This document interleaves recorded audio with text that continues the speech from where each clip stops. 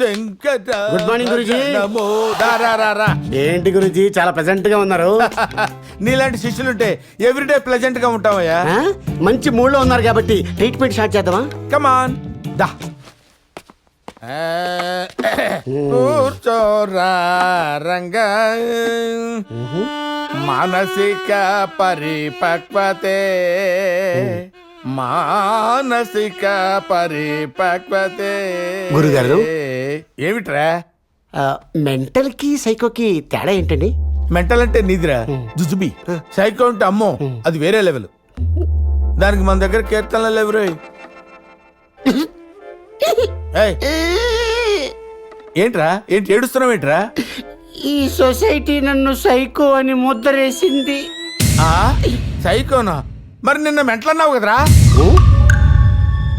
అయ్యో అలుక్ ఏంటి? అది కాదు కృష్ణ, అంటే నిన్న మెంటల్ అన్నావు కదా అని. ఈ సొసైటీ నన్ను సైకో అంటుంటే నువ్వు మెంటల్ అంటావేట్రా?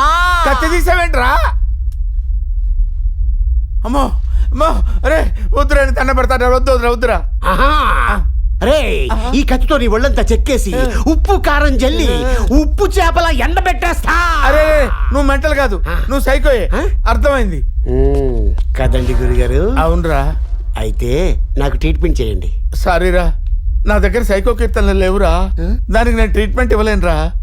లేవా గురుగారు? I respect your decision. అయితే నేను గుడిపడిపోతా. థ్యాంక్ యూ రా, వెళ్ళిపో. సరే, నిన్న మీకు నేను ఇచ్చిన గిఫ్ట్ నాకు ఇచ్చారా? ఏంటి నేను ఇచ్చిన గిఫ్టా? ఎక్కడుందిరా? పొద్దున ఎవరితోనో లేచిపోయింది, వెళ్ళి తెచ్చుకో. గిఫ్ట్ ఇస్తే దాచుకోవాలరా, గాలికి వదిలేయకూడదు. అవునరా. నా గిఫ్ట్ ఏం చేసావో చెప్పు. నేనేం చేశాను రా? రాత్రి నా పక్కనే కూర్చుంది, 2 మెసేజ్ వచ్చింది ఎవరికో, ఉదయమే లేచి వెళ్ళిపోయింది. అదంతా నాకు తెలీదు.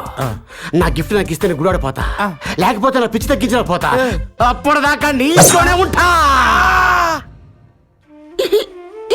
అందరు నన్ను సైకో అంటున్నారు. నన్ను ఏం చేయమంటావురా?